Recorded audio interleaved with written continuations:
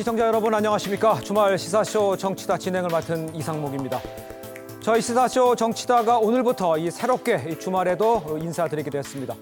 4월 10일 총선까지 이제 25일 남았습니다. 숨가쁘게 돌아가는 이 정치권 움직임 발빠르게 전해드리고 또 꼼꼼하게 분석해서 쉽게 시청자 여러분께 설명해 드리도록 하겠습니다. 저는 1분 후에 돌아오겠습니다.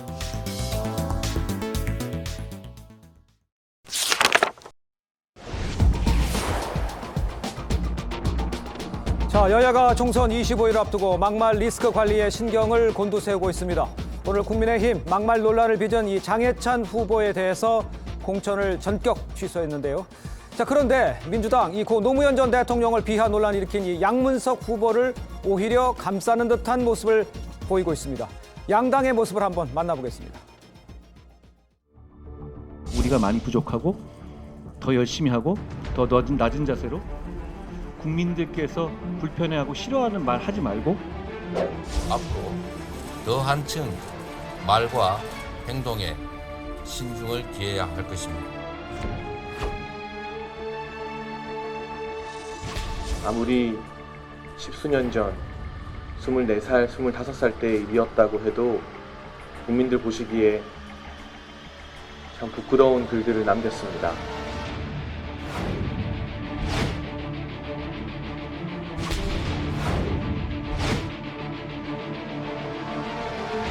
노무현 대통령께서는 이렇게 말씀하셨습니다. 대통령 욕하는 게 국민의 권리 아니냐. 표현의 자유라고 하는 게 무엇입니까? 저 욕 많이 하십시오. 그럼 무릎 꿇는 것도 재미 아닙니까?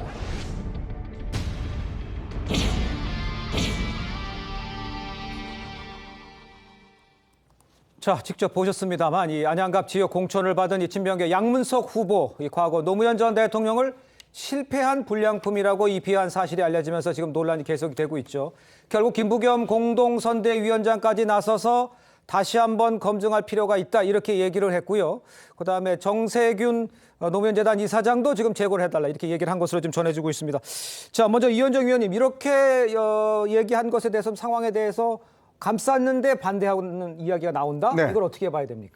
민주당 당사에 가면요. 네. 두 명의 전직 대통령의 사진이 있습니다. 예. 자, 한 명은 김대중 전 대통령, 또 한 분은 이제 노무현 전 대통령이죠. 예. 그리고 민주당은 무슨 일이 있을 때마다 항상 봉하마를 먼저 참배합니다. 네. 그리고 또 김대중 노무현 정신을 계승하겠다고 뭐 거듭거듭 이야기를 하고 있지 않습니까? 예. 자, 그렇다면 결국 이 김대중 노무현 정신을 계승했던 이재명 대표의 민주당 같은 경우도 뭐 비슷하겠죠. 자, 그런데 지금 양문석 후보 같은 경우는 2008년도인가요? 그 글을 남겼는데 거기에 아예 노무현 전 대통령을 대통령이라고 부르지도 않습니다. 그냥 노무현 씨라고만 이야기를 하죠. 그리고 노무현 대통령이 했던 여러 가지 정책에 대해서 아주 원색적인 비난을 하고 있어요. 예. 그리고 불량품이라는 이야기를 하고 있습니다. 또 이 노무현 대통령 지지자들에 대해서도 굉장히 아주 거센 이야기를 하고 있지 않습니까? 그런데 지금 이 시간 현재까지 양문석 의원 후보가 과연 이 문제에 대해서 본인의 해명이나 뭐 사과했다는 이야기는 아직 들리고 있지 않습니다. 네. 자, 그렇다면 지금 이 노무현 전 대통령 사위가 이번에 종로에 출마했지 않습니까? 그렇죠. 예. 후보로 출마했는데 그렇다면 이재명 대표가 뭐 다 비판하는 건 자유다라고 이야기를 하는데 왜 자신에 대해서 비판하는 비명에 대해서는 이번에 공천 탈락을 그렇게 하면서 예. 왜 양문석 후보는 이렇게 감쌀까? 특히 본인들이 그렇게 금과 억초처럼 모시는 노무현 전 대통령에 대해서 아예 대통령의 이름도 부르지 않는 이런 사람을 오로지 친명이라는 이유로 이렇게 감싸 안을 수 있는 것인가? 예. 저는 그래서 이 부분에 대해서 양문석 후보의 지금 입장은 뭔지 그리고 이 감사에 대해서 이 당내에 있는 노무현 대통령 모셨던 이광재 후보라든지 이런 분의 입장은 뭔지 그래서 궁금합니다. 알겠습니다. 김진욱 대변인께서는 보시기에 이제 말씀하시는 게 양문석 후보를 감싸는 거 아니냐 이렇게 얘기를 하는데 거기에 대해서는 동의를 하시는지 어떻게 상황에 대해서는 어떻게 평가를 하십니까? 일단 이 상황은 좀 발언의 맥락을 좀 정확하게 이해하는 게 필요할 것 같다라는 생각이 듭니다. 예. 지금 당에서도 이 문제에 대해서 어떤 시각으로 판단할 것인가 하는 부분을 지금 논의를 하고 있는 상황 아니겠습니까? 네. 일테면 지금 국민의힘의 전신인 한나라당 전 의원들께서 예. 노무현 대통령을 정말 심하게 비하 조롱했던 적이 많았습니다. 예를 들면 하나만 말씀을 드려볼까요? 예. 환생경제라는 풍자극을 만들어가지고 지금 이번에 공동선대위원장을 맡고 계시는 나경원 후보까지도 여기에 출연을 하셨던 적이 있었습니다. 이때 당시에 한나라당에서 말씀하시기를 예. 표현의 자유다.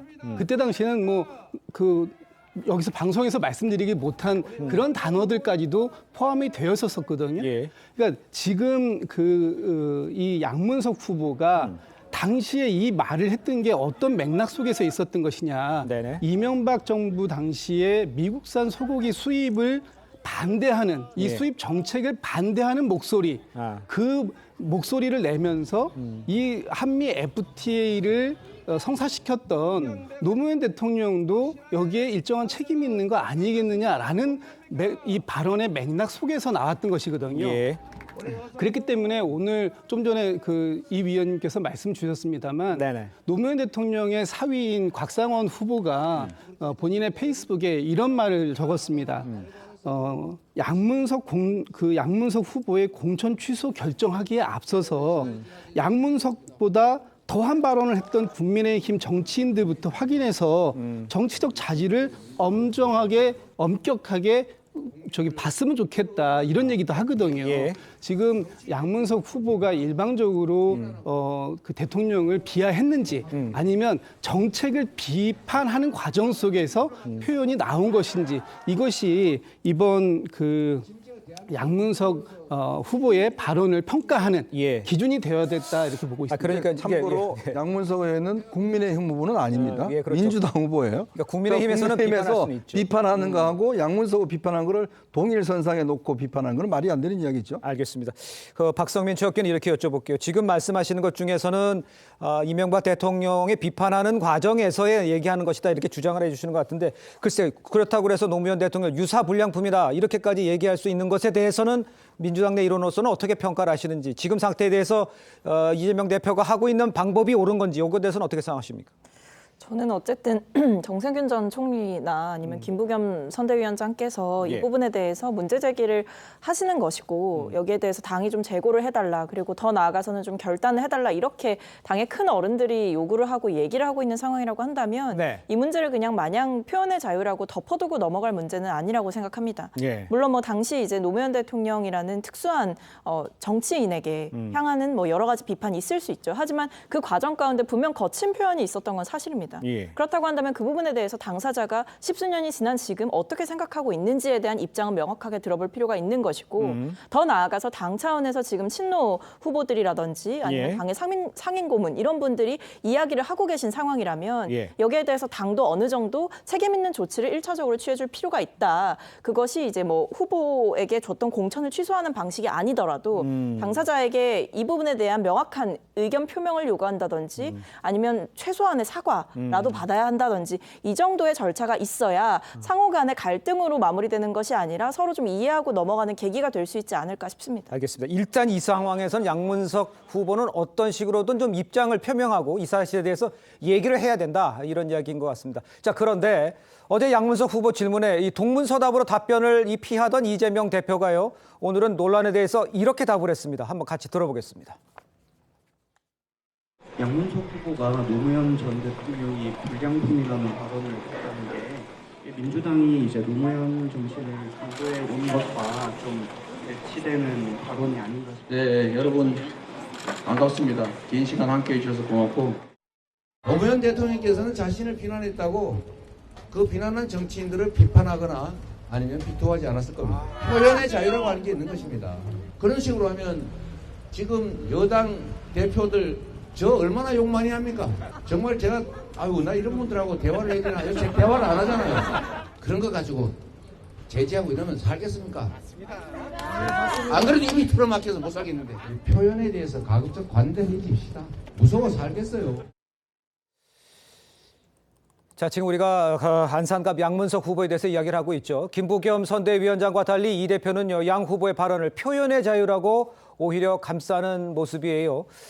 양 후보의 발언을 문제 삼지 않겠다는 얘기로도 뭐 들을 수는 있겠는데 우리 송 변호사님은 어떻게 들으셨습니까? 그 이재명 대표 체제에서 그 양문석 후보가 과거에 비명계를 겨냥해서 뭐 수박이니 심지어 바퀴벌레라는 극언을 쓰기까지도 했는데 그런 것을 이미 솜방망이 징계를 한 예가 있지 않습니까? 작년 11월 30일에 양문석 후보가 이 발언들에 관해서 당직 정지 3개월이라고 하는 징계를 받았는데 그 당시에 양문석 후보가 아무런 당직을 맡고 있지 않았습니다. 그래서 솜방망이 징계라는 당내 비판이 나왔었고요. 그렇게 한 이상 이재명 대표로서는 이제 와서 양문석 후보의 그 더 심한 징계라든가 혹은 공천 취소라든가 이런 것을 쉽게 가져갈 수 없는 입장이겠죠. 그러니까 동문서답을 하고 말을 돌리는 것인데요. 지금 그 민주당 내에서의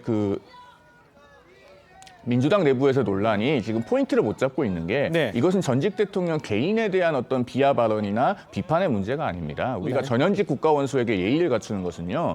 그 전현직 국가원수 개인이 좋거나 그래서가 아니라 그 국가원수를 선출한 국민에 대한 예의입니다. 주권자에 대한 예의를 갖추기 위해서 존칭을 쓰고 존중을 하고 하는 것입니다. 그래서 지금 노무현 시인은 불량품 뭐 이렇게 얘기를 한 양문석 후보의 과거 발언은 이것은 그러면은 국민들이 그 불량품을 만들어낸 셈이 되거든요. 굉장히 그런 점에서 부적절한 발언이고 당내에서의 그 논란이 노무현 전 대통령 개인에 대한 예의의 문제로 치환돼서는 안 된다. 저는 그런 점을 좀 말씀드리고 싶습니다. 알겠습니다. 자, 그런데요, 민주당이요, 목발 경품 또 이 가짜 사과 이 논란을 일으킨 정봉주 후보 이 사안의 심각성을 인지하면서 공천 취소했었죠. 그런데 양 후보 막말과는 그럼 뭐가 다른 건지 여기에 대해서는 어떻게 이해를 하면 되겠습니까? 그러니까 아마 이제 특히 정봉주 후보 같은 경우는 특히 이제 우리 군인들, 우리 또 영웅들에 대한 이제 직설적인 조롱과 비판이었지 않습니까? 또 그렇기 때문에 이건 아마 일반 국민들에게 미치는 효과가 굉장히 컸습니다.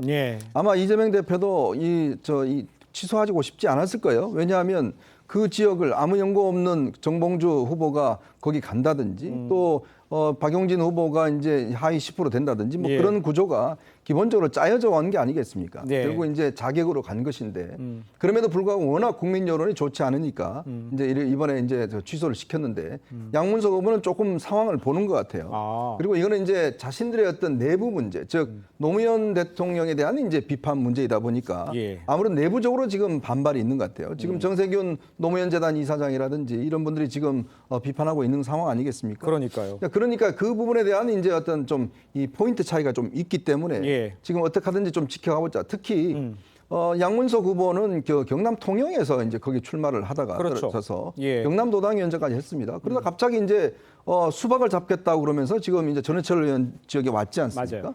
그리고 이제 그 수박 잡겠다고 해서 본인이 이 특히 비명계를 정말 벌레에 비유하고 이렇게 그건까지 서슴지 않았는데 자 그렇게 해서 전해철 의원을 떨어뜨렸는데 거기 상황에서 또 이번에 박용진도 그랬는데 이번에도 전해철까지 했는데 양문석까지 그렇게 되면 이재명 대표의 어떤 당초 취지나 이런 것들이 상당히 희석될 수가 있기 때문에 지금은 버티겠지만 그러나 이건 아마 특히 노무현 대통령을 그동안 좋아했고 또 이 민주당 내에서 노무현 대통령이 항상 이렇게 참배하고 이런 정신을 기르겠다는 것에 대한 이 부분에 대한 영리를 건드렸기 때문에 한번 좀 더 지켜보겠습니다. 알겠습니다. 김진욱 대변인께는 이렇게 여쭤볼게요. 아까 이제 말씀하실 때 MB의 그 정책에 대해서 비판하는 과정에서 나온 것이다라고 얘기를 해주셨기 때문에 그런데 지금 얘기를 보면 뭐 정세균 전 국무총리도 그렇고요, 김부겸 총리도 그렇고 그다음에 이광재 전 의원도 지금 제거해야 된다 비판하는 목소리를 내고 있어요. 이거는 어떻게 그러면 이해를 해야 됩니까? 당시에 이 한미 FTA 그 노무현 대통령이 추진했던 정책들도 진보 진영 내에서도 많은 비판이 있었습니다. 그리고 지금 제가 말씀드렸던 거는 양문석 후보의 발언 자체를 제가 옹호하는 게 아니고 발언은 되게 거칠죠. 그리고 이렇게 거친 표현들을 썼던 것에 대해서 양문석 후보가 본인의 입장을 한 번쯤은 얘기를 해야 할 타이밍도 있을 거라고 봅니다. 다만 제가 말씀드렸던 건 이 발언의 진위라든지 발언의 취지가 어떤 것인가 하는 부분도 살펴볼 필요는 있다.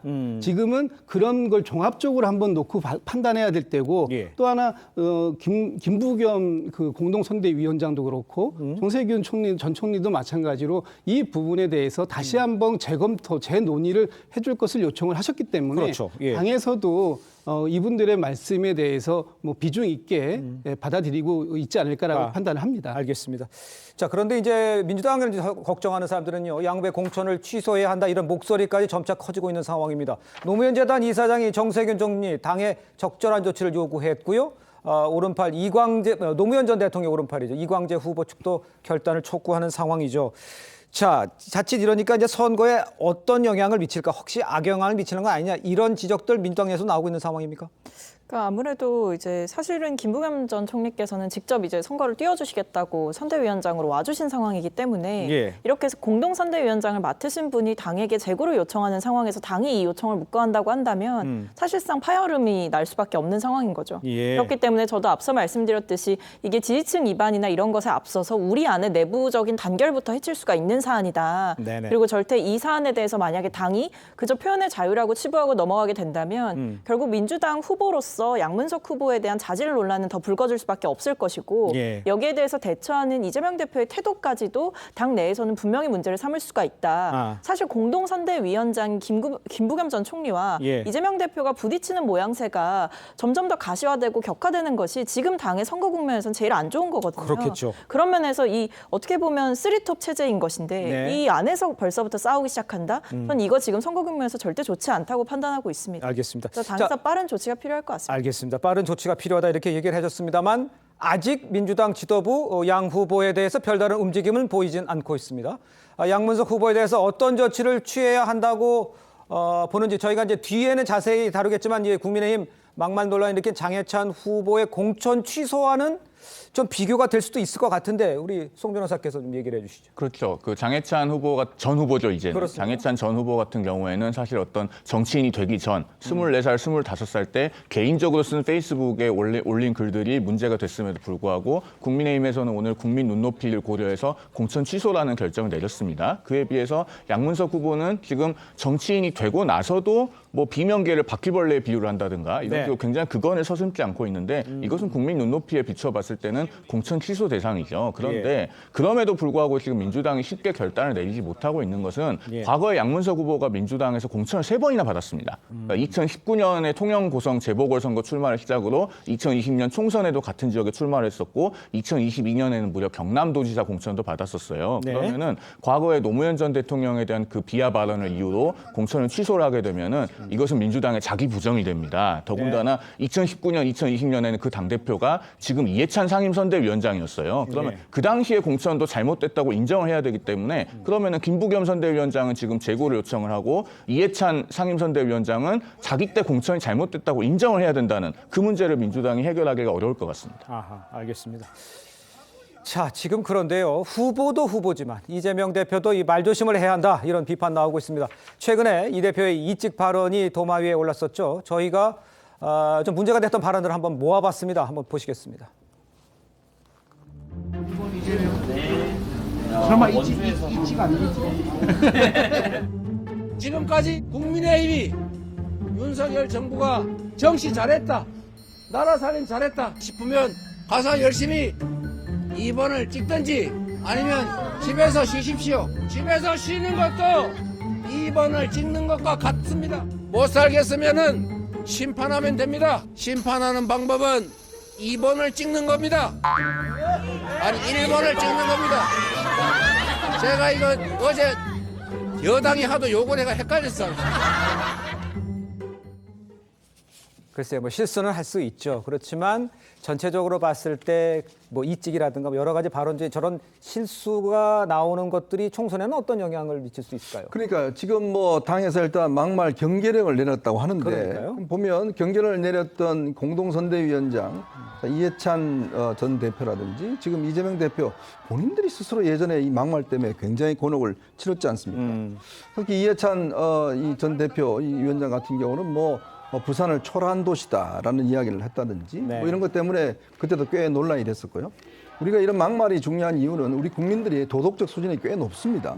자, 그렇기 때문에 특히 특정 세대에 대한 어떤 이 비하라든지 예전에 정동영 당회장 같은 경우는 노인들은 이제 투표하지 마시고 그냥 집에 쉬세요라고 이야기를 했다가 그렇죠. 본인도 사퇴했던 그런 큰 경험이 있지 않습니까? 마찬가지 저는 발언이라고 봅니다.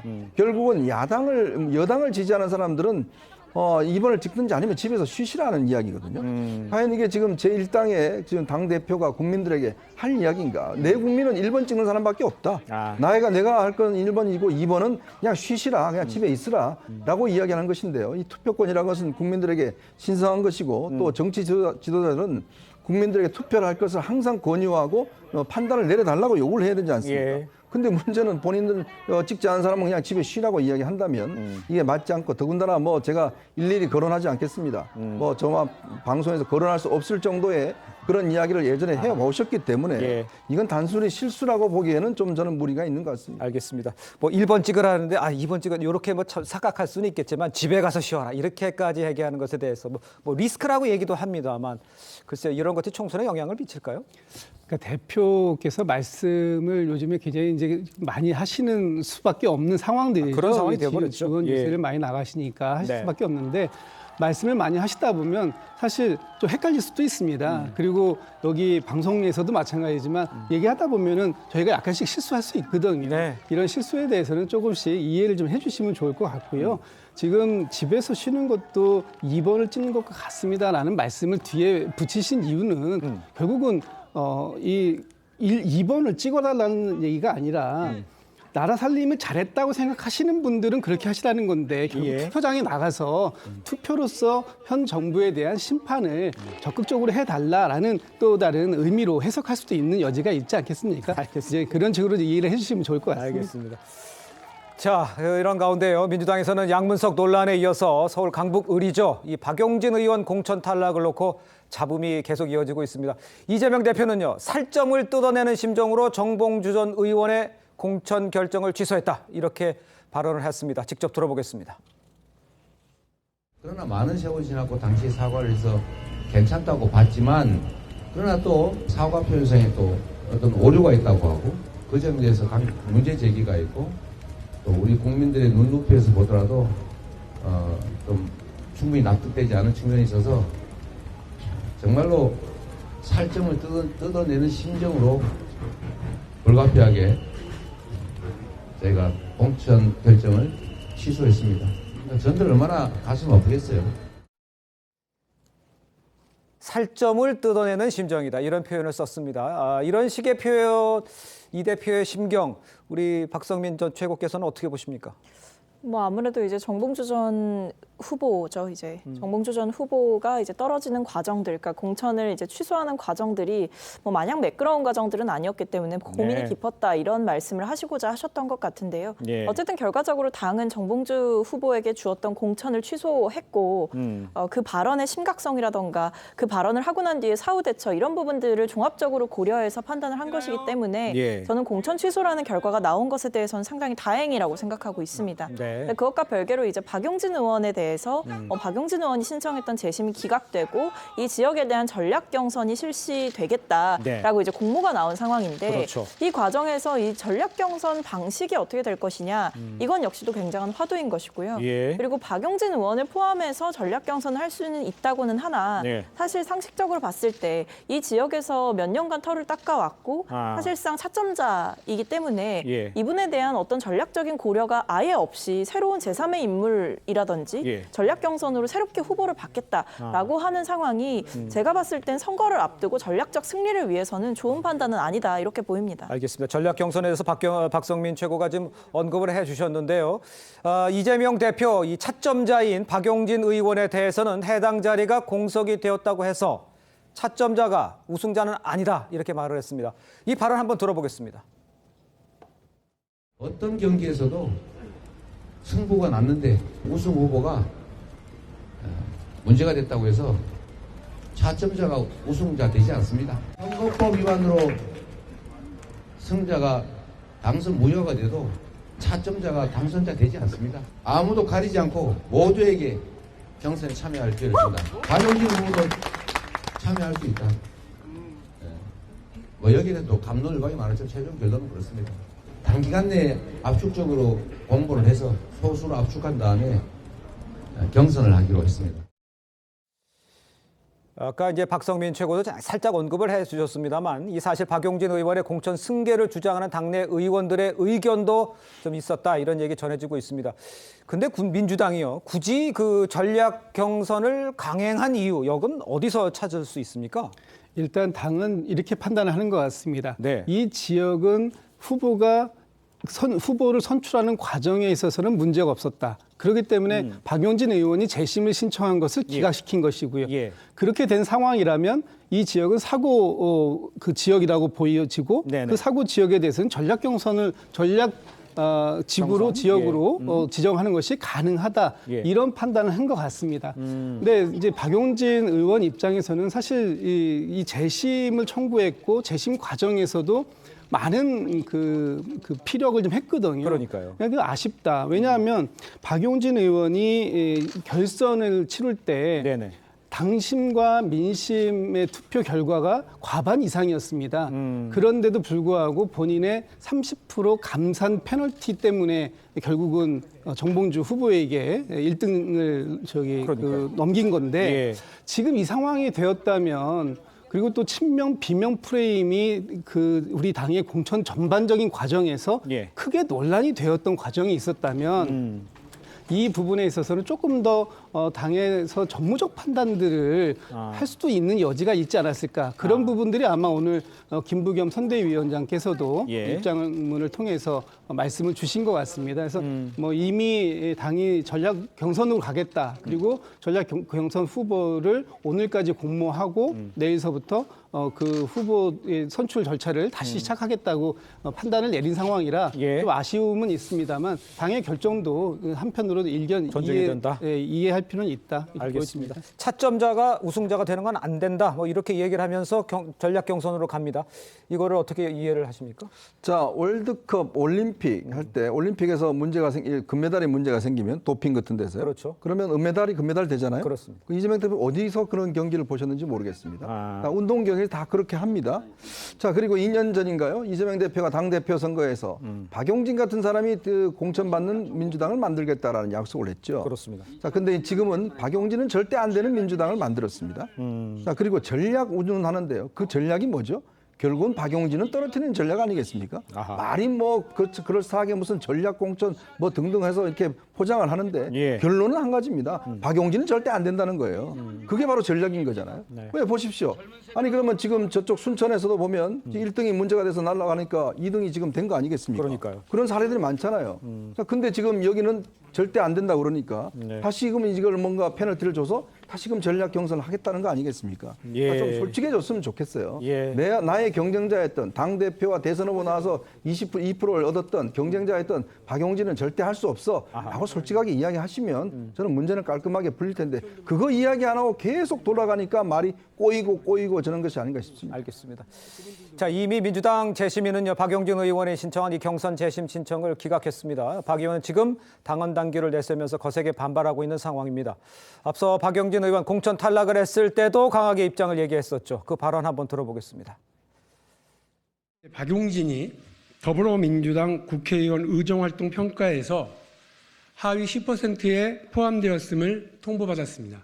제가 이 치욕을 국민 여러분께 공개하는 이유는 제가 받고 있는 이 굴욕적인 일을 통해서 민주당이 지금 어떤 심각한 위기에 놓여 있는가를 분명하게 드러내고 당을 사랑하는 많은 분들이 경각심을 가지시기를 바라기 때문입니다. 민주당을 살리기 위해 반드시 살아남겠습니다. 자, 일단 그 민주당은요, 아까 이현정 위원님께서도 언급을 해줬습니다. 전남 순천 광양 곡성 구례 갑입니다. 다른 결정이 있었습니다. 윤리감찰단 조사 결과 경선 부정이 확인됐다면서 당적 공천을 했던 이 손훈모 변호사의 공천을 취소하고 경선에서 손 후보에게 패한 김문수 당대표 특보를 공천하기로 했던 겁니다. 이 얘기를 들은 겁니다. 이건 왜 강북을과 기준이 다른 거냐? 이렇게 뭐라 하면 좀 답이 궁색할 것 같아요. 그럴 것 같습니다. 지금 이 사례만 있는 게 아니고요. 지난번에 서울 서대문갑 예. 그 청년 전략지구로 지정이 됐고 공개 오디션이 있지 않았습니까? 예. 거기서 3.15 오디션을 통과했던 성치훈 전 그 민주당 정책위 부의장 이분을 다소 석연치 않은 이유로 탈락을 시키고 4위를 3위로 올렸는데 그 4위가 소위 대장동 변호인 카테고리로 불리는 그 김동화 변호사 아닙니까? 그렇게 민주당은 차점자가 승계하는 것을 여러 번 해왔는데 예. 굳이 강북을에서만 이렇게 박용진 의원을 배제하는 것처럼 보이기 때문에요. 이렇게 되면은 국민들께서 정말 인위적으로 배제하려고 하는구나. 사당화가 거의 완벽하게 이루어지고 있구나. 이렇게 예. 보실 것 같습니다. 예. 오죽하면은 오늘자 한 경제지에서요. 네. 그 박용진이 죄인인가 14만 유권자 강북을 경선을 둘러싼 궁금증이라는 제목을 뽑을 정도로 지금 언론에서도 상당히 심각하게 지켜보고 있는 사안이라는 점 말씀드립니다. 예, 김진욱 대변인께는 친명 김문수 공천을 위한 기획공천이다 이런 비판이 나오면 어떻게 답하시겠습니까? 그래서 이게 사례가 좀 다르다 이렇게 제가 좀 말씀을 드릴 수밖에 없습니다. 어떻게 다릅니까? 아까 말씀을 올렸습니다만 박용진 후보는 공천 과정에 대해서 문제가 있다, 경선 과정에 문제가 있다라는 것을 주장하면서 예. 재심을 신청했고요. 네. 그 재심을 재심위원회에서 기각했습니다. 예. 그리고 순천회 같은 경우에는 경선 과정에서 문제가 있음이 사후에 드러났기 때문에 그 과정에 대한 보정을 한 것입니다. 그렇기 때문에 이게 좀 같은 케이스다 이렇게 얘기하기는 좀 어려운데 이런 그 비판을 네네. 당에서 자초할 이유는 저는 없다고 생각합니다. 그러니까 약간 오해를 받을 수 있는 여지를 남겨두는 것 이런 것들이 민주당의 지금 이 전체 공천 과정에서 예. 몇 번 나왔기 때문에 이번에 마지막에 이제 사실상 거의 공천이 끝났는데 이 과정에서 또 한 번 이런 모습을 보여줄 필요가 있었는가 하는 측면에서 아까 제가 조금 더 지도부에 정무적 판단이 있었으면 좋았겠다라는 아쉬움을 말씀드렸던 겁니다. 알겠습니다. 정보적 판단의 아쉬움을 전달했습니다만 이미 방향은 정해진 것 같고요.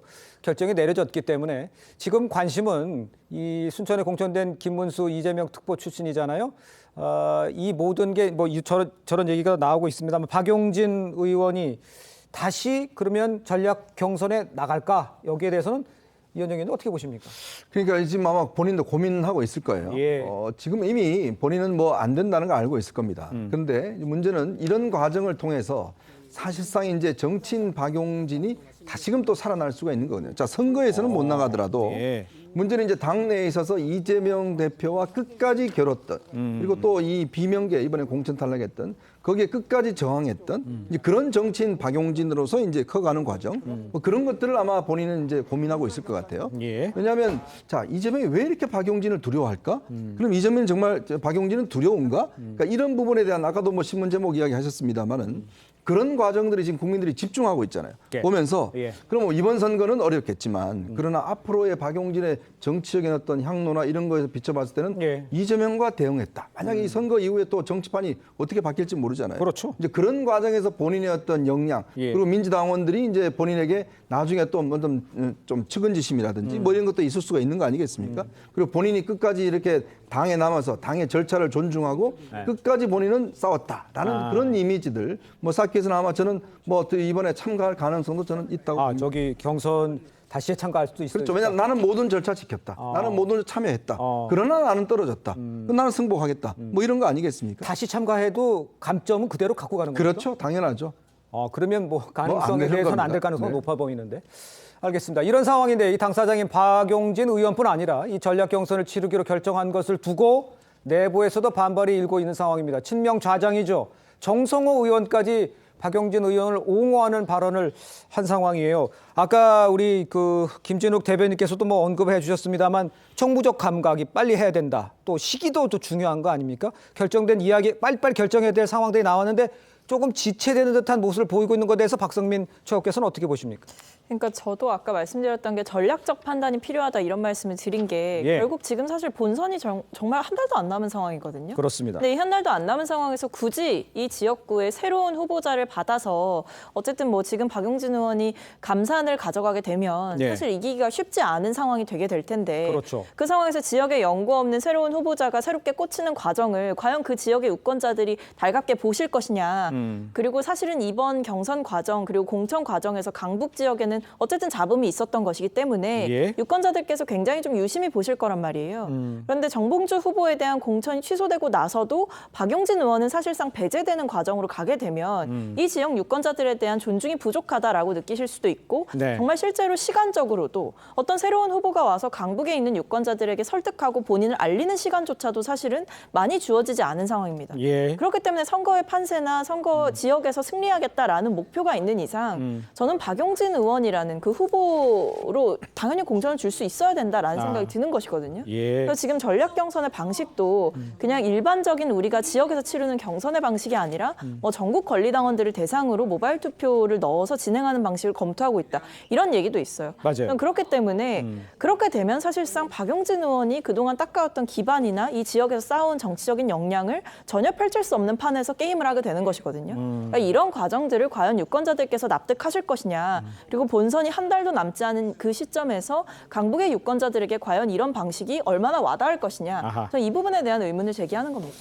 알겠습니다. 당내에서 이런 발언이 나오자 이재명 대표는요, 김부겸 선대위원장과 양문석, 박용진 이슈에 대해서 이견이 갈리는 것에 대해서 이렇게 답을 했습니다. 발언 한번 들어보겠습니다. 여러분이 계시기 때문에 각자가 또 생각이 일부 다를 수가 있습니다.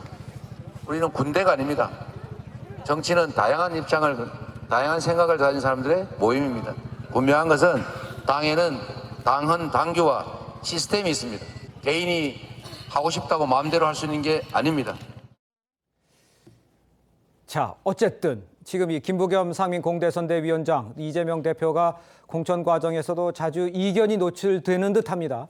이 전 대표와 김 전 총리가 서로 다른 방향으로 만약에 움직인다면 이해찬 총리까지 있는 이 총선 3톱 체제 흔들릴 위기가 있다, 이런 지적에 대해서는 어떻게 보십니까? 그렇게 보지는 않고 있고요.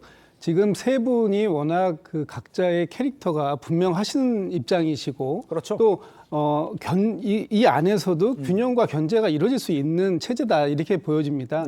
한 분이 오늘 같은 경우에도 김부겸 총리께서 당연히 이건 국민적 눈높이에서 한번 볼 필요가 있는 거 아니냐, 재논의해볼 필요가 있는 거 아니냐라고 얘기했고요.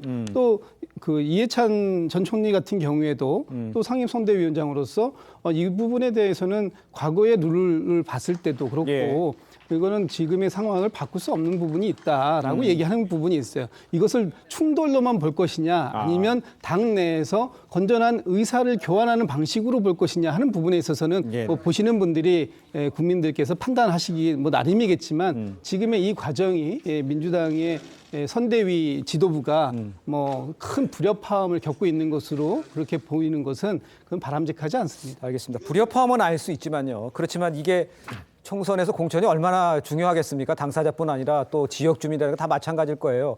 그렇기 때문에 이 광북을에 누가 나오냐, 지금 민주당 공천 국면이 마무리되는 국면인데 어떤 사람이 나오느냐, 이게 혹시 강북을에 이른바 찐명이 나온 표현이 좀 그렇습니다만 찐명이 나온다면 또 문제도 더 불거질 수 있는 상황 아닌가요? 그렇죠. 벌써 지금 거론되는 인물들이 보면 일단 조상호 변호사라든지 한민수 대변이라든지 이런 분들 나오잖아요. 그러니까 결국은 이제 지금 아까 박선민 최고도 이야기했습니다만은 이 경선 방식을 원래 지역 그 권리당원들을 해야 되는데 전국 권리당원 바꿔버렸어요. 그러니까요. 그게 바로 서대문 갑에서 썼던 수법이거든요. 즉 뭐냐면 당시에 김동화 그 변호사가 4위로 됐는데 그 이제 성치훈 부대변인 나오고 난 다음에 올라가서 1등을 해버렸습니다. 아니 그 지역에 예를 들어서 원칙이 그거 아닌가요? 그 지역의 후보를 뽑는데 전국에 있는 권리당원들이 투표를 한다? 그러면 결국 누가 하겠습니까? 결국 소위 이야기하는 이제 개딸이라고 하는 분들이 다 투표하지 않겠습니까? 그러니까 결과는 뻔한 것인데 그렇게까지 무리를 해야 되나? 그래 저는 생각이 들고 이것이 그래도 강북 그 주민들을 찍을 것이다. 나는 그런 오만한 생각이 있을 수도 있겠지만 그러나 이건 유권자들을 저는 모독하는 행위라고 봅니다. 알겠습니다. 수법이라는 표현보다는 방법이 더 좋을 거라고 좀 순화해서 말씀을 드리고요. 이재명 대표는 이 시스템에 대해서 시스템 공천으로 이루어질 것이다, 이렇게 언급했다는 말씀도 제가 추가로 드리도록 하겠습니다. 자, 국민의힘 공천관리위원회 오늘 결국이요, 과거 막말 논란을 빚은 이 장해찬 전 청년 최고위원 부산 수영 공천을 취소했습니다. 장 전 위원장 어제 선거사무소 개소식도 미루고 대국민 사과 기자회견까지 열었죠. 그 모습을 한번 보겠습니다. 제가 20대 초중반이던 시절 12년 전에 페이스북에 남긴 글들로 인해서 국민들께 심려를 끼쳐드려 진심으로 사과드립니다. 저의 20대 시절의 미숙한 발언이었다 할지라도 진심으로 사과드린다는 말씀을 다시 한번 드리고요. 자, 당초 이 공관위는요, 장 후보가 스스로 교체를 결정할 수 있는 시간을 주겠다 이런 방침이었는데 결국 공천 취소가 강행이 됐습니다.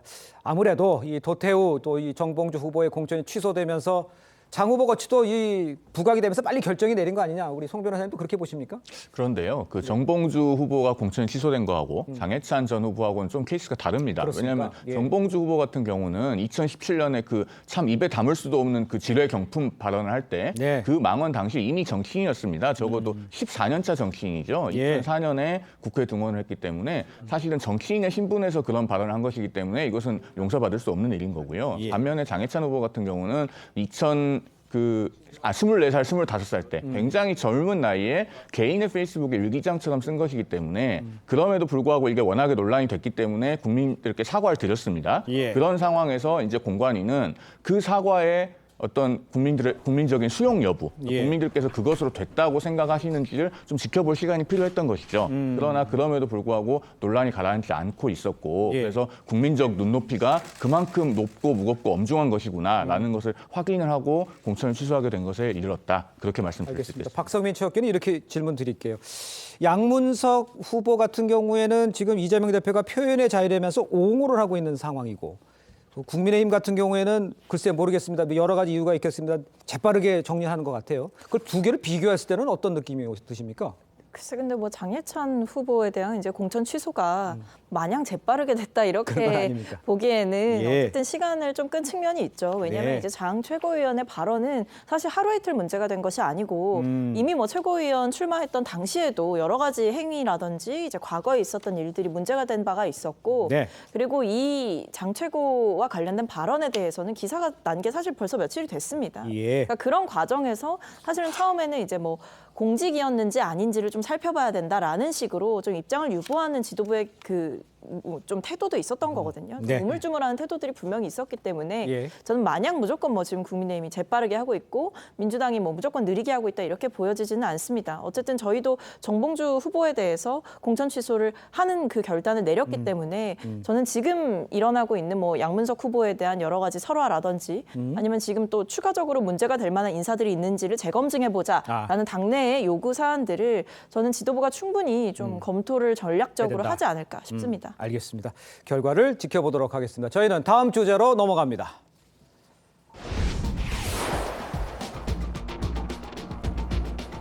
자, 총선이 25일 앞으로 다가온 가운데 여야 대표 주말인 오늘도 아주 분주한 일정을 소화를 하고 있습니다. 국민의힘 한동훈 위원장 오늘 격전지로 분류되는 경기 오산과 또 평택을 방문을 했습니다. 현장 분위기는 어땠는지 화면으로 만나보겠습니다.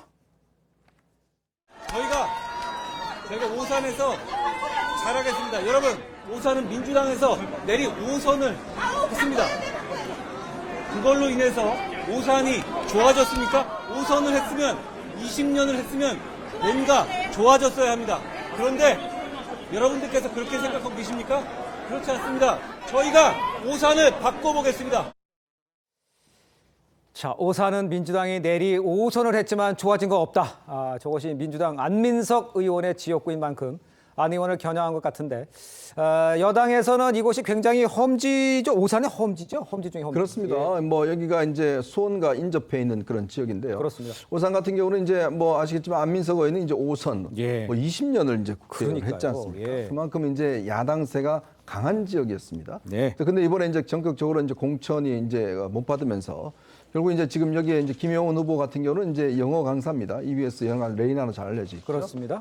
이제 국민의힘에서 이제 공천을 한 것인데요. 아무래도 예. 지금 이제 국민의힘은 이 경기도를 상당히 이제 집중하고 있는데 참 이게 쉽지는 않는 상황인 것 같습니다. 그렇군요. 왜냐하면 이제 수원이라든지 등등 지난 총선에서 워낙 이 경기도에서 참패를 해왔기 때문에 또 경기도지사 선거에서마저도 이제 안타깝게 그때 이제 이 참패를 졌지 않습니까? 예. 이제 그러다 보니 아무래도 이 가장 최대 의석이 걸려 있는 경기도를 어떻게 하든지 이제 이번에 교두보를 마련해야 된다. 예. 이제 그런 차원에서 이제 수원, 오산, 평택 이 벨트 여기에 오늘 이제 상당히 한 위원장이 집중하고 있는 것 같습니다. 그렇습니다. 자, 한 위원장은 오늘 유이동 평택 병 후보의 선거사무소 개소식을 찾아서 해볼 만한 게임을 만들었다 이런 말을 했습니다. 직접 들어보겠습니다. 여러분, 지금부터 시작입니다. 여러분, 여러 가지 말을 하는 사람 주변에 있을 수 있습니다. 우리는 지금부터 시작입니다. 우리는 어려운 사정에서 출발했습니다. 그리고 이제 해볼 만한 게임을 만들었습니다. 국민을 위한 승리를 위해서 다 같이 함께 나가자는 말씀드립니다. 어려운 사정에서 출발했지만 해볼 만한 게임이다. 글쎄 의미심장하게 들릴 수도 있는데 저 결의에 찬 모습은 어떻게 보십니까? 저게 이제 그 평택병 한 지역구만 놓고 얘기하는 건 당연히 아닐 겁니다. 아니겠지. 유이동 의원이 현역인 지역구고요. 예. 적어도 경기 남부 지역 전체나 혹은 경기권 전체를 두고 하는 얘기일 것 같고요. 예. 지난 총선에서 워낙에 국민의힘의 경기도 성적이 안 좋았기 때문에 이제야 해볼 만한 게임이 됐다라고 예. 말씀하시는 것은 뭐 당연한 것 같습니다. 그리고 저 발언의 타이밍을 한 가지 좀 짚어볼 필요가 있는데요. 예. 저 발언의 앞부분에 보면은 여러 가지 말을 하는 사람이 있을 수 있다라고 하지 않았습니까? 그 여러 가지 말을 하는 사람 중에는 그 어제 민주당에서 그 153 플러스 알파 이거를 말한 한병도 전략기획위원장도 포함이 되는 것 같습니다. 예. 그러니까 민주당에서는 지금 선거가 아직도 25일이나 남았는데 마치 총선을 다 이긴 것처럼 과반 의석 획득이 가능하다는 전망을 공개적으로 내놓고 있지 않습니까? 네. 그런 것에 대해서 이제 여러 가지 말을 하는 것에 불과하다라고 일축을 하고 선거는 지금부터다라는 것을 제어하기는 의미도 있을 것으로 보입니다. 알겠습니다. 자, 민주당 이재명 대표 역시 수도권에서 지원 유세를 이어가고 있습니다. 이 대표는요, 하남시 갑에 전략 공천된 이 추미애 후보 지역구를 찾아서 지지를 호소했습니다. 직접 보겠습니다.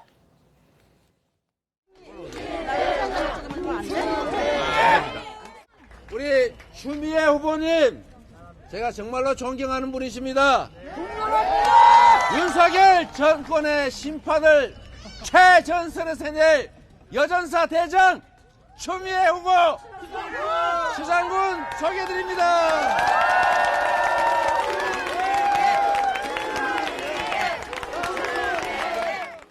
0.7% 깻잎 한 장 차이가 이렇게 나라를 망가뜨릴 줄 몰랐지 않겠습니까? 그런데 이제 이재명 당 대표님 말씀 들어보니까 다 동의가 되시죠? 이재명이 옳았죠? 추미애가 옳았죠? 자, 추미애 후보가 이 지역에 전략 공천된 이후에 이 대표가 유세에 나선 건 이번이 처음입니다. 그래서 민주당이 보기에서 저 지역 뭐 전략 공천돼서 간 추미애 후보의 상황에서 봤을 땐 그 판세가 어떻다고 보십니까? 저 지역은 지난 대선 때도 사실 거의 박빙 지역이었고요. 네. 지금 추미애 후보가 출마한 지역은 도농 복합 지역이라서 그렇게 저희 민주당에게 좀 네. 유리한 국면만 있는 것은 아닙니다. 예. 다만 이번 지금 국민의힘이 안고 있는 3대 리스크가 있지 않습니까? 넌정섭이라고 하는 이종섭 호주 대사 문제 하나 있고요. 예. 그럼 지금 고물가 문제, 지금 요즘 계속 시장 다니시는데 가보시면 사과 하나에 5,000원, 10,000원 하는 것도 있어요. 예. 그다음에 마지막으로 의사 정원 문제가 있는데 지금 이 문제 너무 오래 끌고 있습니다. 근데 문제는 이 세 가지 리스크가 네네. 국민의힘에서 또는 한동훈 위원장이 혼자서 정리해낼 수 있는 문제가 전혀 아니라는 겁니다. 이 부분이 이제 수도권 전체, 서울, 경기, 인천 지역 전체에 영향을 미치고 있기 때문에 예. 이 부분에 있어서만큼은 저희도 한번 해볼 만한 지역들이 생겼다. 아. 그래서 어제 당에서도 이 수도권 지역에서의 박빙 지역들 예. 그것들이 약간 우세 지역으로 변화가고 있다라는 박빙 우세로 변해가고 있는 거 아니냐 예. 이런 판단을 하게 된 것이죠. 예, 거기에 대해서 어떻게 생각하십니까? 일견 뭐 지금 여러 가지 지금 상황 분석에는 일본 저는 동의하는 측면이 있습니다. 예. 왜냐하면 이제 이 국민들이 지금 이 물가 문제 때문에 꽤 그렇죠. 어렵고 이거는 예. 이제 이 국정을 운영을 책임진 정부 여당의 책임을 돌릴 수밖에 없는 거거든요. 네. 그래서 이제 한동훈 위원장이 물가 문제 정말 이걸 해결하겠습니다 했고 어제 1,500억 상당히 되는 이제 이 물가 보전금 그걸 이제 예. 지급하기로 이렇게 이야기를 했습니다. 네네. 그렇지만 이걸로도 저는 부족하다는 생각이 들어요. 왜냐하면 지금 서민들 입장에서 보면 특히 이제 기초생활수급자라든지 이런 분들 보면 실제 지금 생활할 수 있는 수준 자체가 굉장히 많이 떨어져 있습니다. 예. 그러면 이 문제에 대해서 정부와 여당이 뭔가 집중적으로 신경을 쓰고 해야 된다는 측면들 이게 분명히 있는 것이고요. 예. 또 이종섭 지금 후추대사 문제 같은 경우도 저는 좀 발빠른 대응이 지금 필요한 시점이 아닌가라는 생각이 들어요. 예. 그리고 이제 뭐 정부가 이제 지금 의사 증원 문제 같은 경우는 아마 이제 정부가 뚝심 있게 이제 밀고 나갈 걸 보입니다. 예. 근데 이제 단지 이제 지금 현재 좀 불편함이 있지만 모든 개혁에서는 좀 이제 불편함이 있을 수밖에 없는 거 아니겠습니까? 예. 이제 그런 상황인데 문제는 이제 한 20여일 남았기 때문에 예.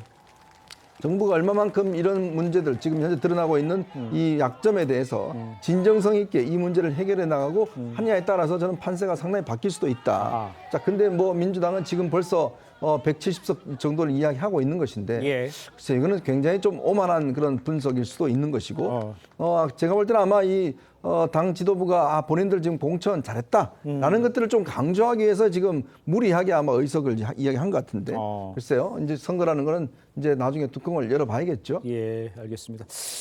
지금 뭐 잠깐 언급을 했습니다. 박성민 최고께서 보시기에 우리 국민의힘에서 이야기하는 게 수도권에서 조금 다시 잘 올라가다가 위기가 있는 게 아니냐 이런 지적들을 하고 있는 것 같아요. 밖에서 보실 때도 동의하시는지 어떻게 생각하시는지 말씀해 주세요. 그러니까 일단 국민의힘이 지금 뭔가 여당으로서 선거를 치르는 느낌을 주고 있느냐. 저는 그 여당 프리미엄을 전혀 활용하지 못하고 있는 그런 전략적 실패가 만들어낸 어떻게 보면 좀 좋지 않은 분위기가 만들어지고 있다 이런 생각을 하고 있습니다. 네. 국민의힘 입장에서는 사실 지금 이재명 대표를 공격하거나 민주당과의 차별화를 꾀할 것이 아니라 이 서민들, 약자들에 대한 복지 정책 또는 민생 정책 이런 부분에서 좀 더 확실한 키워드를 내놔야 되는 거거든요. 예. 그리고 의료 개혁 문제도 강조하는 거 좋습니다. 추진하는 거 좋아요. 근데 문제는 이게 장기화되고 있다 보니까 서민들의 생활에 그리고 정말 뭐 환자들 입장에서는 피해가 발생하게 되는 것이고 예. 이 국면을 타개할 만한 조정 능력이 있는 인사라던가 아니면 협상을 위한 무언가 엄청난 아이디어라던가 이런 것들이 전혀 보여지지 않고 있는 상황에서 네. 갈등만 장기화된다. 아하. 이거는 결국 국민들의 피해를 정부가 방치하고 있는 것처럼 느껴질 수 있습니다. 예. 그렇기 때문에 이런 예. 상황에서 국민의힘에서 뭔가 예. 구체적인 얘기들을 해야 되는데 사실 한동훈 비대위원장의 연설을 우리가 보긴 했지만 나오는 얘기들의 대부분은 우리는 할 수 있다. 같이 가면 된다. 그리고 민주당은 잘 못하고 있다. 이런 이재명 대표에 대한 공격, 민주당에 대한 공격의 줄을 이루다 보니까 예. 이 부분에서 아마 유권자들은 전혀 반응하거나 호감을 주지 못할 것이다. 이런 분석은 가능할 것 같습니다. 알겠습니다. 송 변호사께서 보시기에는 지금 언급됐던 이런 것들 또 한대훈 비대위원장이 뭐 한계에 온 거 아니냐 아니면 또 지금 처하에 있는 국민의힘이라든가 정부 여당의 여건들 이런 걸 어떻게 평가하십니까? 전체적으로. 워낙에 이번 총선이 지금 말의 전쟁이 되다 보니까요. 예. 이번 주에 국민의힘이 10대 공약을 발표하고 심지어 그 공약의 재원 조달 방안까지 굉장히 상세하게 제시를 했는데도 사실 그런 부분들이 좀 부각이 안 되는 측면이 있는 것 같습니다. 예. 그리고 지금 뭐 대통령께서는 열심히 일을 하고 계시죠. 민생 토론회를 전국을 돌면서 하고 계시고 그 지역에서 현장마다 꼭 필요한 정책들을 발표를 하고 있습니다. 그다음에 지금 의료개혁 관련해서는요. 야당이 사실 문재인 정부 시절에 이게 그 의대 정원 증원을 했으면은 이렇게까지 예. 그 문제가 커지지 않았을 텐데 예. 그때도 조금 증원을 하려고 시도를 하다가 결국은 철회를 하고 방치를 하지 않았습니까? 예. 지금 시점에서 미룰 수가 없는 문제고 네네. 야당에서 이것을 혹시라도 뭔가 의료 대란이 더 커져서 국민 예. 생명이나 안전에 피해가 가기를 바라는 것처럼 처신해서는 안 될 것이다. 저는 그 말씀을 꼭 좀 드리고 싶습니다. 알겠습니다. 지금 속보가 하나 올라왔는데요. 제가 좀 정리해서 알려드리도록 하겠습니다. 김혜경 여사의 비서 논란이 있었죠. 야당 이제 순천, 광양, 곡성, 구례을 권향엽 이 후보가 경선에서 승리했습니다. 그러면서 서동용 전 현역 의원이었죠. 탈락을 했어요. 호남 지역은 뭐 일단 현역들 특히 비명계들은 뭐 일단 설 자리가 없습니다. 광주만 하더라도 8개 선거구 중에서 유일하게 민영배에만 살고 나머지는 다 탈락했지 않습니까? 그렇죠. 현역인 서동용 후보가 탈락을 했어요. 민주당 순천, 광양, 곡성, 구례. 어떻게 결과에 대해서 이런 비판에 대해서는 어떻게 반박하시겠습니까? 그러니까 이게 뭐 예정된 대로 됐다 이런 표현은 저는 절대 동의할 수 없고요. 예. 이 지역을 이 권양엽 후보가 전략 공천을 받았습니다. 당연히 받을 수 있는 상태였습니다. 왜냐하면 당에서 20년 넘게 당직자를 했고 청와대에서도 비서관까지 여기면 아주 훌륭한 재원입니다. 그런 상황에서 전략 공천을 했는데 이걸 문제 삼으니까 그럼 나는 전략 공천을 포기하고 경선을 붙여주십시오로 본인이 요청했습니다. 이겼습니다. 네. 경선에서까지도 승리했습니다. 이런 상황에서 그러면 어떻게 더 보여드려야 이것을 예정되어 있다 이렇게 말씀하시는데 예. 저는 충분히 경쟁력을 보여준 그런 훌륭한 경선이 됐을 것이다라고 보여집니다. 알겠습니다. 자, 이런 가운데 이재명 대표가요, 지지자들이 모인 유세 현장에서 연일 윤 대통령의 탄핵을 암시하는 발언을 쏟아내고 있습니다. 오늘은 일하지 않으면 중도 해제해야 된다. 혼내도 안 되면 내쫓아야 한다. 이렇게 목소리를 높였습니다. 직접 들어보겠습니다. 국가의 주권자인 주인인 국민은 그 대리인들을 선출하고 대리 행위를 하게 하고 그리고 평가하고 그리고 상을 주거나 벌을 줍니다. 그리고 계속 고용할 것인지 아니면 그만 중도 해지할 것인지를 결정합니다. 열심히 일하지 않으면 중도에 그만둘 수밖에 없지 않습니까? 당연히 심판하고 응징해야 하는 것입니다. 4월 10일은 저 독재 정권을 심판하는 날 맞습니까? 야단을 쳐도 안 되고 혼을 내도 안 되면 마지막 방법은 내쫓는 것입니다, 여러분. 저 간땡이 부어 터진 폭력적인 폐륜 정권에게 확실하게 보여줘야 합니다. 네, 이재명 대표의 정권 심판, 이 표현 수위, 이게 점점 높아지는 것 같습니다. 박성민 최고께서도 보시기에도 점점 높아지고 있다, 이렇게 보이시죠? 그러니까 뭐 아무래도 이제 선거 국면을 본격적으로 접어들었고 네. 이제 지역을 다니면서 이제 현장 유권자들 분과 만나게 되면은 네네. 어쨌든 좀 고무되는 것들이 있는 거예요. 그래서 예. 아무래도 당 대표로서 여러 가지 연설에 있어서의 카리스마 또는 뭐 유세 현장에서 현장의 호응을 끌어낼 만한 그런 발언들 예. 이런 것들이 당연히 정치적으로 필요한 상황인 것이고 사실 그렇다고 해서 이재명 대표께서 직접적으로 뭔가 탄핵이라는 단어를 입에 올리시거나 탄핵을 추진하겠다 이런 식으로 명시적인 표현을 사용하고 계신 것이 아니라 예. 발언의 맥락상 잘 하지 못한다면 어떤 경우에도 심판을 해야 된다 이런 취지로 말씀을 하시는 것이기 때문에 저는 야당 특히 제1야당의 대표로서 정권 심판론이라는 것을 가지고 이번 총선을 치를 때에는 당연히 저 정도의 발언을 할 수 있다 이렇게 생각합니다. 지금 이재명 대표의 캠페인을 보면은요, 네. 정권 심판론에만 의지한 나머지 그럼 민주당이 또 다수당이 되면은 이 나라를 어떻게 이끌어가겠다, 어떻게 변화시키겠다고 하는 포지티브한 아젠다가 전혀 보이지 않아요. 예. 짧게만 덧붙이면은 그 일하지 않으면은 중도에 해지해야 된다 이렇게 말씀을 하시는데 그 이재명 대표 본인에게 해당되는 이야기입니다. 네. 국회에 들어와서 지금 21개월 동안 대표 발의한 법안이 6개밖에 없고요. 지난번에는 재판에 국정감사 간다고 불출석해놓고 국정감사도 안 가고 그러니까 네. 재판도 부실하게 받고 의정활동도 엉망으로 하고 이렇게 하고 있지 않습니까? 본인에게 돌아갈 발언을 하시는 것은 적절치 않다 이런 말씀을 좀 드리고 싶습니다. 알겠습니다. 자, 저희는 다음 주제로 좀 넘어가도록 하겠습니다. 자, 한동훈 위원장과 조국 대표 계속해서 설전이 오가고 있죠. 한동훈 위원장 조국 혁신당을 겨냥을 하면서 비례 승계 금지 법안을 공약으로 추진한 뒤에 조국 대표 이 부산 사투리까지 써가면서 격앙된 반응을 내놨습니다. 함께 들어보겠습니다. 이게 정당에서 유죄 확정된 경우에 그 다음 승계를 금지하는 법안을 저희가 공약으로서 추진하겠습니다. 국민의힘에서 발의하겠다는 그 법안은 위원으로 통과 가능성이 제로입니다. 저희 생각으로는 조국 혁신당에 대한 국민들의 지지도가 높아지니까 이 위축된 한동훈 대표와 국민의힘이 예민하고 불안해진 모양인데요. 제가 부산 사투리로 한마디 하겠습니다. 너희들 졸았어요? 이게 왜 위헌 소지가 있지? 오히려 그게 헌법 정신에 반하는 겁니다. 헌법 정신이 그렇게 헌법자들이 릴레이하듯이 국회의원직을 승계하고 거기서 세비 받아먹고 특권 누리라고 하는 것이 헌법 정신인가요? 이미 저런 법안이 과거에 나왔고 헌법재판소에서 위헌이라고 결정이 났습니다. 이미 위헌 결정이 난 것을 또 낸다? 공부를 좀 더 해라. 뭔가 잽을 날리시는 것 같은데 그럴 때가 아닌 것 같아. 자, 조국 대표 최종심을 앞두고 있는 상황에서 이 정대되지 않은 발언을 한 것이 아니냐 이런 비판도 나오고 있습니다만 어떻게 보셨습니까? 그 조국 대표가 할 말을 좀 한 것 같은 그렇습니까? 느낌이 전 듭니다. 예. 왜냐하면 지금 과거에 이런 유사한 사례가 있었고 헌법재판소에서 위헌 결정을 받은 사례가 있지 않았습니까? 네. 근데 똑같은 내용들 그리고 이게 개인을 지금 뽑는 게 아니고 정당의 투표를 하는 겁니다. 네. 정당의 투표에서 정당에서 순위를 내세운 사람들에게 배지를 국회의원 배지를 주는 것이고요. 예. 그 사람이 어떤 문제가 생겼을 때는 그 정당에서 추천한 후순위자에게 그 배지가 승계되게끔 되어 있는 이런 부분들을 그 위헌 판결을 받았던 부분들에 대해서 정확하게 지적을 하고 있다. 예. 그래서 뭐 조국 지금 대표가 하고 있는 얘기는 법적으로는 이미 어떤 판단이 끝난 얘기를 하고 있는 것이다. 이렇게 보여집니다. 이현종 의원님 어떻게 생각하세요? 근데요, 이게 이제 뭐 예전에 이제 헌법재판소에서 했죠. 헌법재판소는 여러 가지 어떤 법률적인 것보다 또 그 시대에 맞는 어떤 헌법적 이제 판단을 내리는 것 아니겠습니까? 네. 근데 이번에 조국 그 혁신당이 보면 이게 심해도 너무 심하지 않습니까? 지금 이번에 비례대표 후보 나온 분들 보십시오.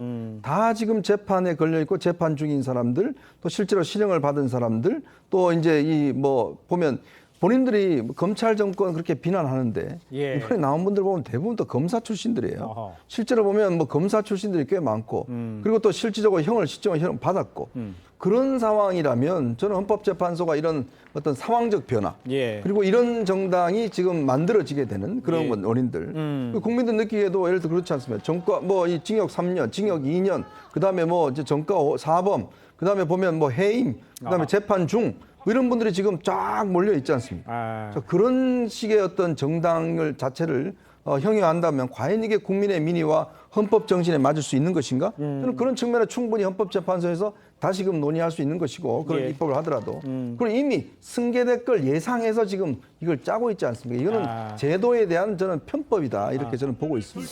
변호사님은 어떻게 보셨어요?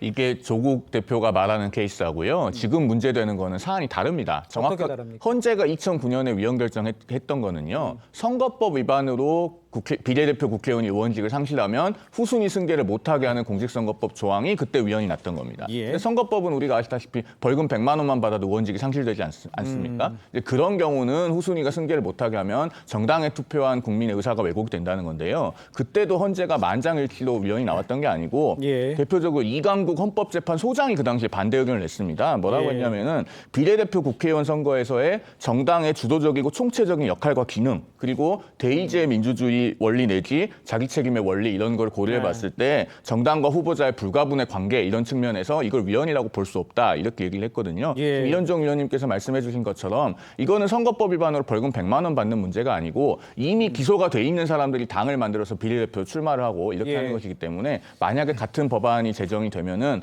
헌재에서도 판단이 달라질 여지가 충분히 있다 이렇게 말씀드릴 수 있을 것 같습니다. 조국 대표는요 한동훈 위원장의 이 자녀 얘기까지 이제 거론하면서 한동훈 특검법 이 꺼내 들었습니다. 조국 대표 발언 그리고 이 한 위원장 발언까지 이어 듣겠습니다. 조국 혁신당은 22대 국회 첫 번째 행동으로 한동훈 특검법을 발의하겠습니다.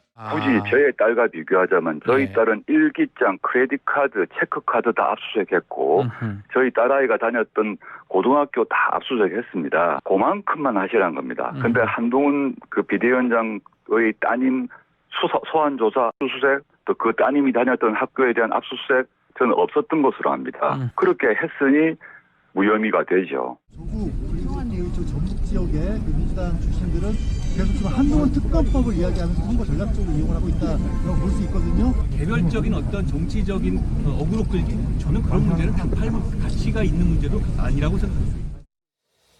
자, 지금 잠깐 들으셨습니다. 한 위원장 일명 그 정치 어그로다 이렇게 지적을 했습니다.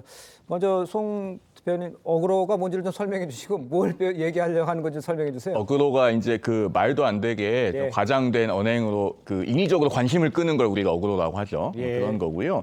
지금 그 조국 혁신당 근데 지금 조국 혁신당에 대해서요. 지금 가장 크게 비판을 받아야 될 점은 역시나 소위 셀프 비리입니다. 사실은 지금 조국 대표가 비례대표 명단에 들어있는데 국민선거인단으로 비례 순번을 정한다고 하잖아요. 그런데 그렇습니다. 어차피 그 국민선거인단은 다 팬덤이 오는 것이기 때문에 네. 정가에서는 대부분 다 비례 2번을 받을 걸로 예상하고 있습니다. 그러면은 지금 대법원 최종심만 남은 분이 지금 방탄으로 사실상 비례에 들어가는 거 아니겠습니까? 네. 사실 그 부분을 차치하고서 다른 것들을 얘기하는 것들이요. 다 무의미한 겁니다. 문제의 본질을 외면하는 것이기 때문에요. 박성민 최고께서는 어떻게 보십니까? 근데 저는 그 판단은 결국 국민들이 하시는 거다 이렇게 봅니다. 네. 여기에 대해서 대해서 뭐 저희가 왈가왈부할 시기는 전 지난 것 같아요. 예. 만약에 이제 이것을 창당하기 전에 뭐 조국 신당이 만들어지는 것에 대해서 어떻게 생각하느냐라고 말씀하신다면 저는 뭐 사실 사법적인 처리를 좀 먼저 끝내시고 정치에 참여하시는 것이 옳다라고 누차 말씀드려 왔습니다. 예. 근데 어쨌든 지금은 당을 만들었고 지금 뭐 비례대표 후보자를 추려서 어떻게 좀 해보겠다라고 하고 있는 상황이고 네. 심지어는 국민들로부터 그 반응들이 오고 있는 상황이잖아요. 그렇기 때문에 저는 결국에 평가는 국민들이 하시는 것이다. 저는 이 여지는 정치인으로서 좀 남겨둬야 된다라는 생각이 있고요. 네네. 한편으로는 지금 소위 말해 이제 어그로라는 표현을 이제 언급을 해주셨는데 어그로를 끌려고 하는데 어그로가 끌리는 이 상황을 저는 짚어봐야 된다고 생각합니다. 한동훈 비대위원장을 직격하는 것을 넘어서서 사실은 지금 조국 혁신당이 내세우는 건 반윤이에요. 네. 반윤이라는 이 기치를 내세웠는데 여기서 지금 반응이 온다. 이거는 그렇다면 윤석열 정권에 대해서 먼저 짚어볼 필요가 있는 거고 자기 반성부터 먼저 해야 되는 것이지 지금 상황에서 뭐 한동훈 비대위원장은 굉장히 응수하기 싫어하는 듯 하지만 예. 결국 하는 말씀을 보면 조국 장관을 저격하고 계시거든요. 네. 조국 방지법 이런 거 얘기하시잖아요. 그러니까 이런 것들을 얘기하는 것 자체가 이미 조국 혁신당에서 오는 반응들을 국민의힘은 굉장히 의식하고 있다. 이것을 알겠습니다. 보여주는 방증이라고 생각합니다. 알겠습니다. 자, 이런 가운데 조국 혁신당의 비례대표 후보 20명 발표가 됐습니다. 오늘 2시에 비례대표 순위 오디션이 열렸습니다. 조국 대표 8번째 발표에 나섰습니다. 직접 들어보겠습니다. 어차피 조국은 될 것이니 다른 사람에게 표를 줘야겠다. 이렇게 하시는 분도 있습니다. 무난한 당선권 배치, 전략적 후순위 배치 이런 조언을 해주신 분도 있습니다. 하지만 저 조국은 그런 정치를 하지 않겠습니다. 저는 멋부리지 않고 해왔던 대로 제 모든 힘을 쏟을 것입니다. 저를 압도적 1위로 만들어 주십시오. 저를 정권 심판의 최전방 공격수로 세워주시길 호소합니다. 자, 20초 남았습니다. 짧게 말씀해 주시죠. 선거에 출마하는 사람이 저 정도 표현을 갖다가 하지 않는다면 아마 그것도 그 유권자들에 대한 예의가 아니다 생각되고요. 하여튼 뭐 조국 장관이 얼마나 나오는지 한번 보겠습니다. 예, 변호사님. 물은 셀프로 떠마시는 게 미덕인데요. 비례는 셀프로 받으면 미덕이 아닙니다. 그 말씀만 드리겠습니다. 알겠습니다. 자, 내일도 오후 5시 10분에 찾아뵙겠습니다. 시청자 여러분 고맙습니다. 인사 나누겠습니다.